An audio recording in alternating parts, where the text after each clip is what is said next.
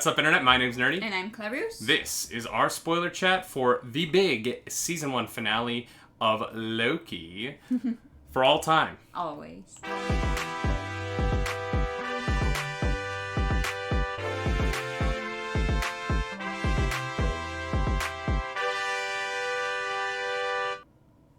Every time they say that in the show, I get vibes of like, may the force be with you. Or like, this is the way. Always. It's the always, though, that sticks with me. Because it's always like the other person who says it. And... Yeah. So, we got Kang. Sort of. Yeah, they never called them Kang, but like... Yeah, that was weird. I love that he was like, I've been called many things, but I'm not going to say my name. Yeah. The Conqueror, but not Kang. That's too far. Can I start off by saying why I don't like how this was handled? Is that okay? Yes, you're allowed. In this episode, Kang the Conqueror is introduced. But he's not Kang the Conqueror. He's Kang the Scientist, a variant of Kang the Conqueror. Mm-hmm. This is meaningless to most people. Yeah. It's very meaningful to me. I love Kang. He's a cool villain. I'm really excited for him to be in the MCU. But I sometimes... And this is a thing that I've felt about the MCU since Avengers. Mm-hmm. When I was sitting in Avengers and people were like, who's that? And I was like, oh, you don't know who Thanos is. Mm-hmm. Right. Okay. Well, in the 90s, there was a comic book. And this was a situation where they kind of did what they did with Thanos in the end credits scene of Avengers. But they made that the end of the show. Like, they made that, like, the big end of the show is, oh, it's Kang. But if you don't know who Kang is, it's kind of just a guy. Oh, yeah. Like, for me, like, I knew it was Kang because we had, like, talked about all these things. But because they've been so vocal about how Jonathan Majors is going to be Kang and Ant-Man. Kang, exactly. Yeah. And here's the thing. As someone who, like, is not a comic book reader, like, he felt like just a dude. And I was like... Mm-hmm. Without the announcement last year that Jonathan Majors, who is a fantastic actor, he's really an excellent actor. Without the announcement that he was going to play Kang, this would have been more interesting because it would have been like, what's going on? Yeah. But like, Jonathan Majors shows up. He's famous. He's going to play Kang. Like, it was just kind of like, oh, okay, it's Kang. Yeah. And then for the rest of the episode, they're like, is it Kang? Ooh. And we're like, no, we know. We know it's Kang. Yeah. You cast him a year ago. That you put his face next to Ant-Man on every single publication in the world. Yeah, it was kind of a, like, wasted opportunity. It felt like nobody cared. Yeah. Like, yeah, and like, okay. What happens with the variant Kang is cool, right? Sure. Like, in the way that it affects Sylvie, and I do like that. I did like that she killed him and then just looked so upset.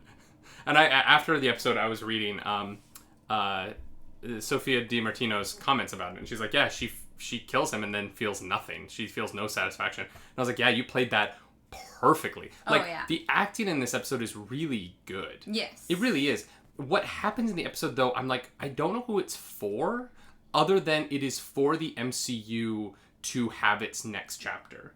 And I kind of... Mm-hmm. I wanted this to be about Loki, and I wanted this to affect Loki more, and to be more directly affecting to his character, and where we might see him next. Yeah. Obviously, we're getting season 2. But this whole episode really just felt like... And now the MCU can do all these other things because we've explained them in a television show. Yeah, like, it's basically like, boom, multiverse. Mm-hmm. And you're like, okay. But everything else around it feels meaningless. And it feels disappointing because we really love Loki and Sylvie at this point. I mean, we do. And I feel like most people do. Yeah. You know? Like, we care about them. And...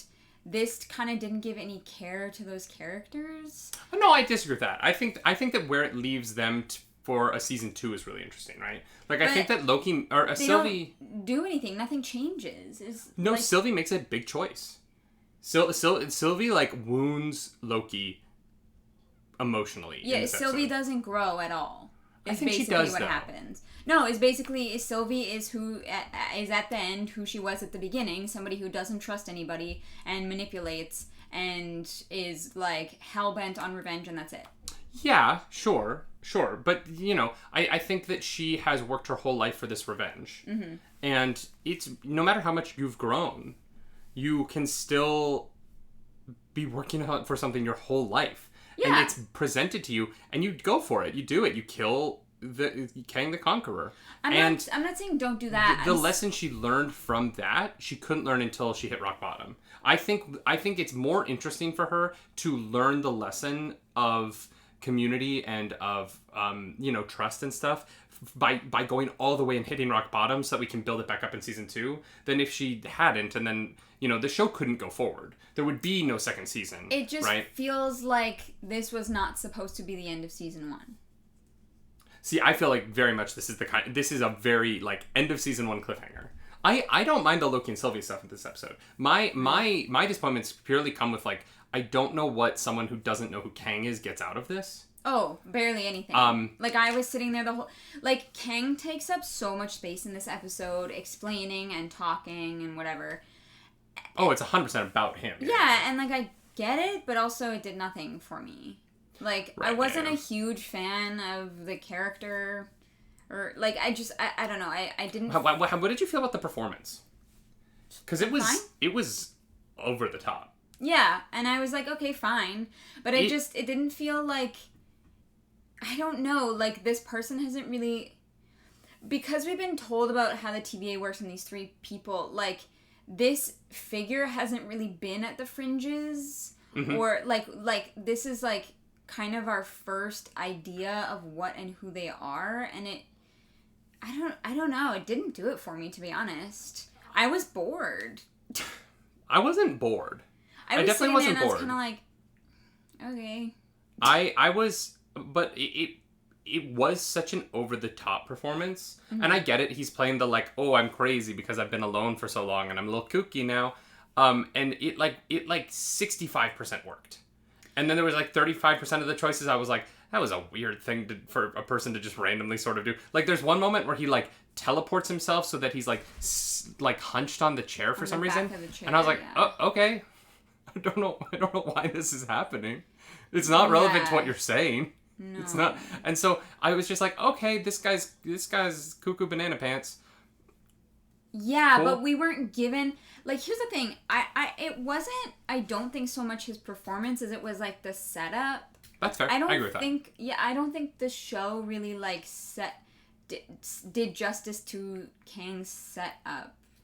And not story-wise, I mean like character-wise. Mm-hmm. I don't know. I really am having trouble putting my finger on it. But it didn't quite work for me. But I don't think it was the actor. Oh, no. Jonathan. I actually really like Jonathan Majors in this role. I thought, I think that in order to pull off something like this, and I think they almost did, you need an actor with an insane amount of charisma. And, like, Jonathan Majors' charisma really shines through. But sometimes it sort of feels like, oh, I'm watching Jonathan Majors have a lot of fun. And I didn't know that I was watching, like, Kang do things. Oh, and part of that was, the introduction of this character really just gave me more questions as to how exactly he was running the TVA at all. Yeah. Like, what was it that he was doing? How is he in control of the entire... Like, he's like, I literally know everything that's going to happen up until the specific moment. But I was like, what? Like, well, but also, like, how is he telling people what to do without anybody knowing who he is? Yeah. And, like, Miss Minutes knows who he is, which is weird. And the jump scare with Miss Minutes was great at the beginning of the episode. That was funny. I did not like it, but I liked it. You know what I mean? Mm-hmm. But also, like, Judge Renslayer does not know who he is. No. She also... she knows it. She knows. I saw on Twitter someone was like, 2 characters who disappear in the middle of their final episodes, and it was White Vision and Judge Renslayer. And Judge Renslayer straight up just walks out of the show. Yeah. She's like, I'm going to go find free will, and then leaves, and you're like, what? What does that mean? What? Like... What happened? Where are you going, girl? And I was very confused because...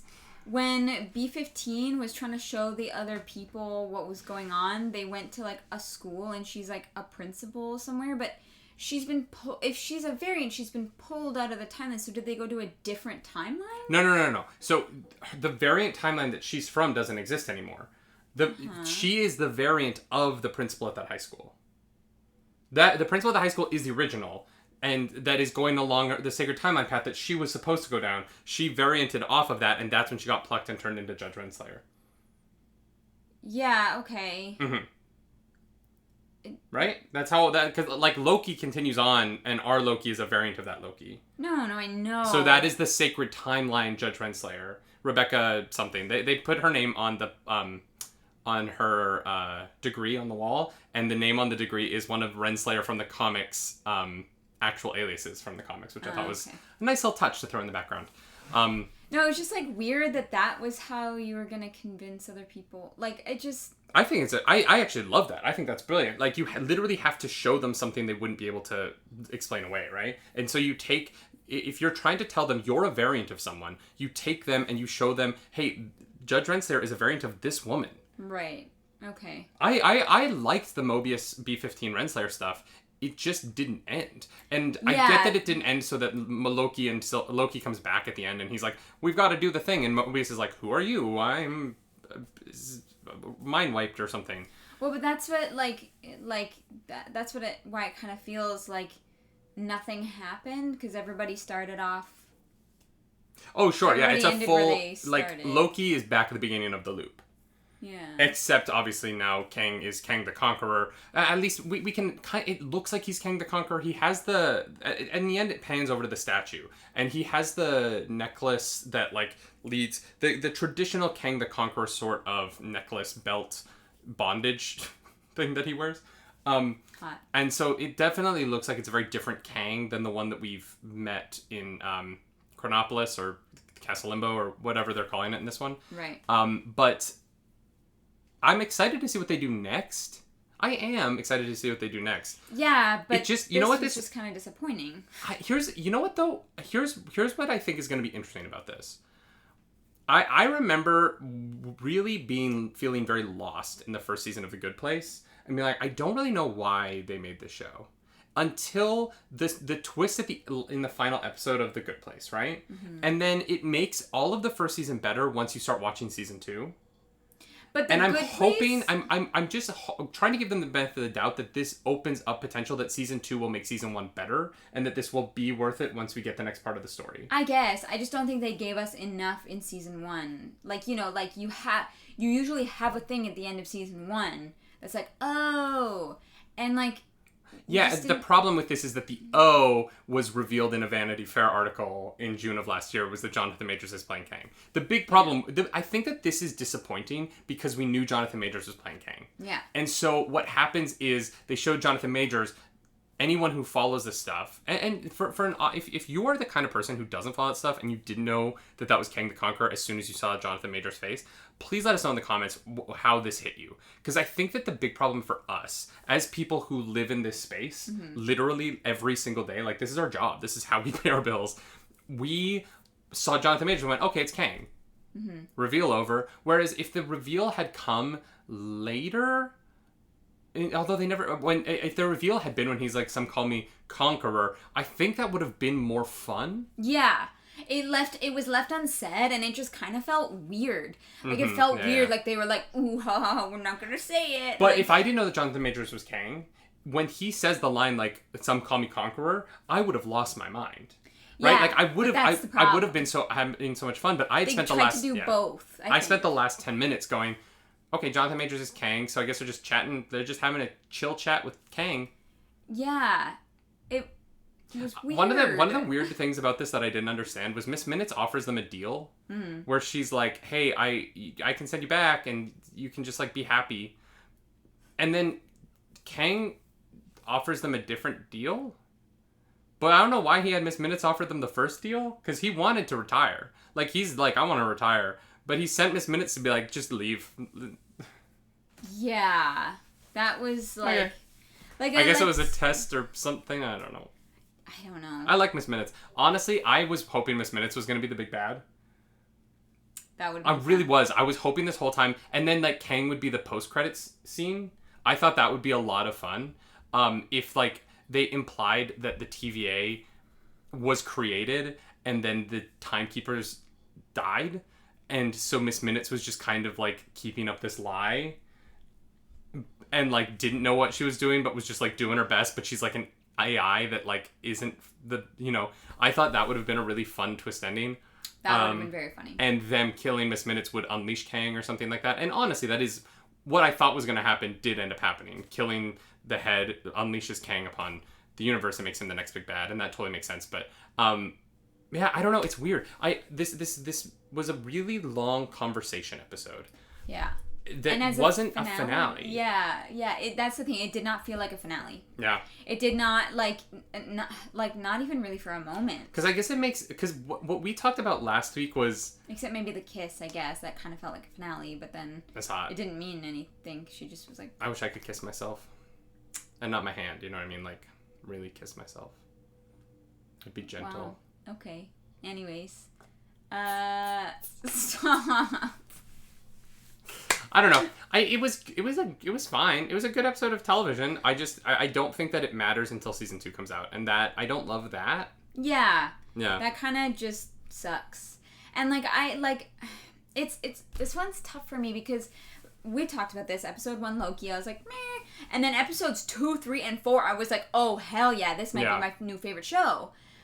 But then 5 and 6 were like, again. So only 50% of Loki kind of did it for me. Well, and what's really interesting about it is I feel like everything that we learned and set up in 5 was pointless. Yeah. Based on how this ended.